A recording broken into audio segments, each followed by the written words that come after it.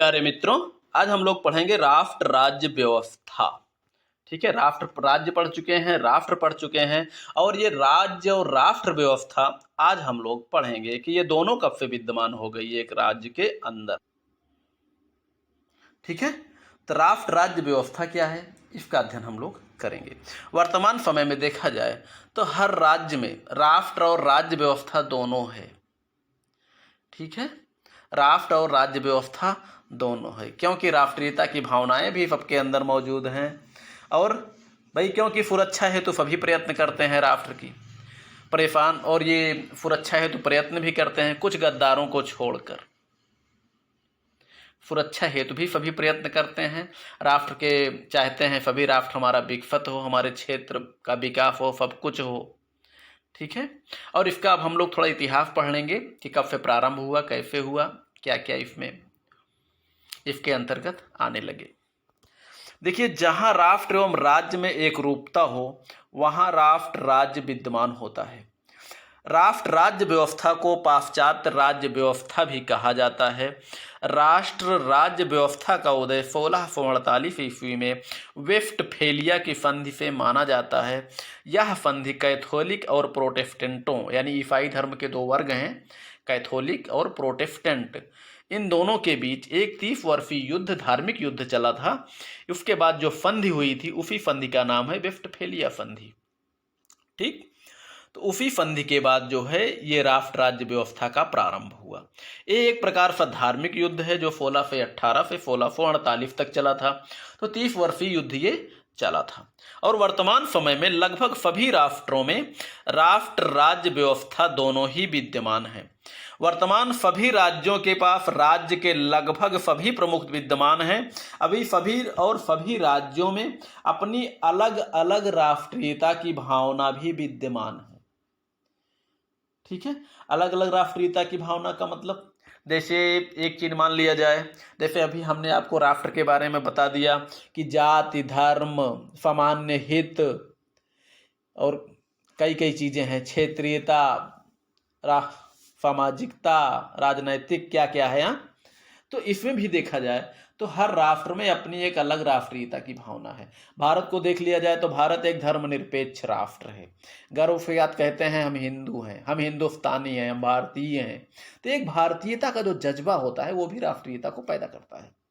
और देखा जाए तो पाकिस्तान के अंदर ये लगता है कि हम एक इस्लामिक कंट्री हैं, अर्थात हमारे अंदर धर्म की दृष्टि से बराबर हैं, हम लोग इस्लामिक राष्ट्र हैं, मुस्लिम कंट्री है। लेकिन हाँ, पाकिस्तान में कहीं ना कहीं खोट जरूर रहा है मित्रों, तभी जो है पूर्वी पाकिस्तान अलग हुआ। क्योंकि जहां तक अब बराबर वाली बात हो तब तो ठीक है, लेकिन जहां पर मुस्लिम होने के बावजूद मुसलमानों में भी अगर भेदभाव की भावना पैदा हो गई, वहीं पर वही राष्ट्रीयता के लिए देखिए खतरा बन गया। और अंत में 1971 में वही बांग्लादेश उसकी राष्ट्रीयता के लिए खतरा जो बन गया, और वही जो है उनसे अलग हो गया। अब बांग्लादेश भी ये कह सकता है हम मुस्लिम राष्ट्र हैं, हमने अपने इस्लामिक राष्ट्र होने पे गर्व है, और उधर पाकिस्तान भी कहता है हम इस्लामिक राष्ट्र हैं, हमें अपने आप पे गर्व है। अमेरिकन कहता है हम यहूदी राष्ट्र हैं, या ब्रिटेन या अमेरिकन कोई कहता है हम क्रिश्चियन हैं, हम यहूदी हैं। चाइना कहता है हम साम्यवादी हैं, और ये हमें सोवियत संघ या रूस कहता है हम भी साम्यवादी हैं। तो कहने का मतलब एक अपनी अलग भावना जो है उनमें राष्ट्रवादिता के नाम पर विद्यमान है। ठीक है, चलिए, राज्य जब राष्ट्र के अनुरूप होता है तो उसमें स्थायित्व व दृढ़ता पाई जाती है। भू राजनीतिज्ञों के अनुसार राज्य राष्ट्र की राजनीतिक अभिव्यक्ति है, अर्थात राज्य राष्ट्र की राजनैतिक अभिव्यक्ति है, जिसके रचना तंत्र में राष्ट्रीय हित, राष्ट्रीय एकता, रक्षा एवं अखंडता को बनाए रखा जाता है। राष्ट्र स्वाभाविक विकास की लंबी यात्रा का परिणाम होता है, जो रीति रिवाज, भाषा, धर्म, जाति, समान उद्देश्य आदि की एकता से स्थापित होता है। शक्ति राष्ट्र राज्य का आधार होता है। शक्ति शून्यता की स्थिति में राष्ट्र राज्य अपना अस्तित्व खो देता है। राष्ट्र राज्य की नैतिक शक्ति की माप है, जहां राष्ट्रीयता की भावना से जुड़े लोग अपने व्यक्तिगत स्वार्थों से ऊपर उठकर अपने राष्ट्रीय हितों के प्रति समर्पित हो जाते हैं। व्यक्ति जब अपने निजी स्वार्थों से ऊपर उठकर जब राष्ट्रहित के लिए पूर्ण रूप से समर्पित हो जाता है तो उसके अंदर राष्ट्रवाद की भावना जन्म ले लेती है। वही व्यक्ति राष्ट्रवादी भी कहलाता है। मित्रों, इस राष्ट्रवाद को आप जरा एक बार अपने अंदर झांक कर देखिए कि आप जरा व्यक्तिवादी हैं या राष्ट्रवादी। मित्रों, हमारा पढ़ने का मतलब ये नहीं है कि आप आराम से पढ़ते जाइए नंबर पाके पास हो जाइए, ये नहीं है। आप थोड़ा सा इस बात को भी अपने अंदर भी गौर करके झांकिए कि हम वास्तव में राष्ट्रवादी हैं या व्यक्तिवादी। ठीक है, और इसलिए हमने बता दिया, व्यक्ति जब अपने निजी स्वार्थों से ऊपर उठकर जब राष्ट्र हित के लिए पूर्णतया समर्पित होता है तभी उसके अंदर राष्ट्रवाद की भावना जन्म लेती है, क्योंकि व्यक्तिगत स्वार्थ अब पीछे हो गया। यानी फान ने इसकी जाने पाए चाहे जान भले ही जाए, अर्थात तन मन धन सब अर्पण राष्ट्र के नाम। तो मित्रों, वहां राष्ट्रवाद की भावना विद्यमान होती है।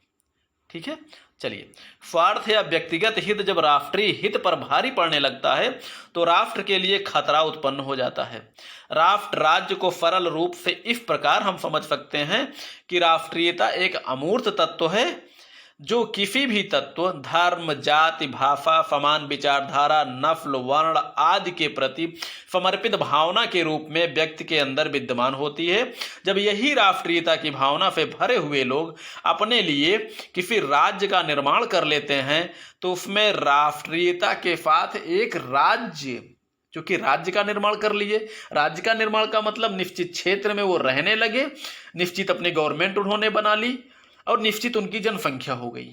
ठीक, तो यही राष्ट्र राज्य की भावना से जब भरे हुए लोग किसी राज्य का निर्माण कर लेते हैं तो उनमें राष्ट्र राज्य की भावना स्वयं ही विद्यमान हो जाती है और इसी व्यवस्था को राष्ट्र राज्य व्यवस्था के नाम से जाना जाता है। डॉक्टर अशोक कुमार सिंह गढ़वाल विश्वविद्यालय के शायद कुलपति हैं या हेड हैं, अपनी पुस्तक राष्ट्रीय सुरक्षा में राष्ट्र राज्य की शक्ति संरचना में निम्न तत्वों का समावेश किया है: प्राकृतिक सुविधाएं तथा संसाधन, स्फूर्तिवान विविध जनसंख्या, एक सर्वमान्य भाषा एवं ऐतिहासिक पृष्ठभूमि, धर्म, शिक्षा एवं संवाद की स्वतंत्रता, समुन्नत प्रौद्योगिकी, पूंजीगत पदार्थ की साख, संतुलित आर्थिक विकास, सैन्य शक्ति, आंतरिक राजनैतिक स्थिरता, राष्ट्रों से मैत्री संबंध। तो मित्रों, यहाँ पर देखा जाए तो राष्ट्र राज्य की व्यवस्था को हम सीधे तौर पे इस प्रकार समझा देते हैं कि जैसे आज के समय में राज्य व्यवस्था लगभग संपूर्ण विश्व में मौजूद है। ध्यान दीजिएगा आप लोग, राज्य व्यवस्था संपूर्ण विश्व में मौजूद है, अर्थात हर देश के पास अपनी निश्चित जनसंख्या है, निश्चित भूभाग है और ये निश्चित एक विधि सम्मत गवर्नमेंट है वहां की सरकार चलाने वाली, यानी समाज ने अपने द्वारा एक राजनेता की नियुक्ति कर ली है, अर्थात विधि सम्मत सरकार है, यानी चुनी हुई सरकार। हालांकि चुनी हुई भी हो सकती है और राष्ट्रों में राजतंत्र भी है, तो यानी जो भी है एक गवर्नमेंट तो मौजूद है।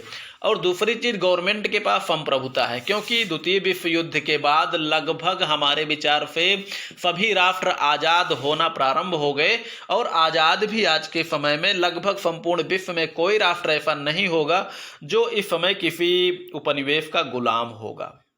हमें तो नहीं लगता अब ऐसा कोई है।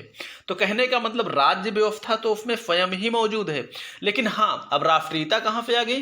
क्योंकि वहां पर रहने वाले जो व्यक्ति हैं उनके अंदर जो भावनाएं व्याप्त हैं, निहायत स्वार्थी प्रवृत्ति का व्यक्ति भले धन कमाने के लिए जो है अंदर राष्ट्र में ही मौजूद है, लेकिन वो भी अंदर ये फिर सोचता है कि भगवान हमारे राष्ट्र को खूब तरक्की दे दिए ताकि हमारी तरक्की बनी रहे, हमारे ऊपर किसी का आक्रमण हो तो हम गुलाम नहीं होना चाहते, अर्थात हमारे राष्ट्रीयता हमारी इतनी मजबूत रहे, हम इतने मजबूत रहें, हमारा राष्ट्र इतना मजबूत रहे कि अपने ऊपर आने वाले किसी संकट का मुकाबला भी, किसी आक्रमण का मुकाबला भी कर सकता है।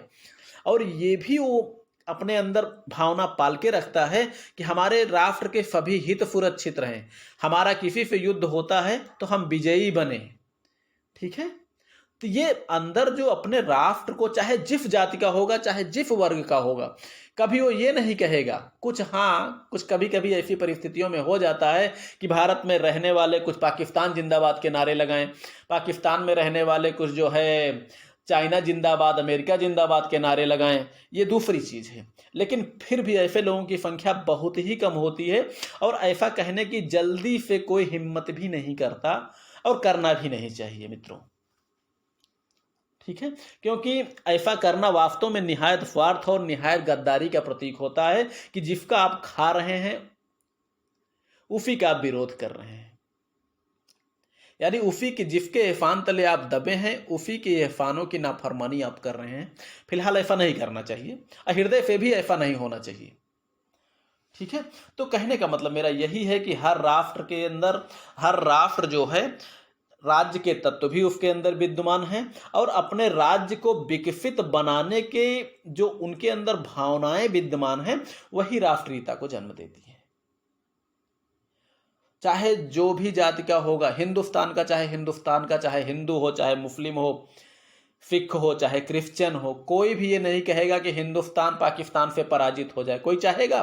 बिल्कुल नहीं चाहेगा, क्योंकि उनको मालूम है पराजित राष्ट्रों के ऊपर जो विजेता राज्य होता है किस तरह अत्याचार करता है। शायद हमारे पूर्वजों ने इसको देख लिया है, फिलहाल हम लोग तो नहीं देखे हैं, लेकिन कल्पना कर सकते हैं जो कि आज हम लोग विभिन्न फिल्मों में, विभिन्न नाटकों के माध्यम से हम लोग देखते हैं। शायद वही चीज़ें जो है दर्शाया गया है कि वास्तव में इससे भी कहीं बुरा अत्याचार होता रहा होगा, ठीक है मित्रों।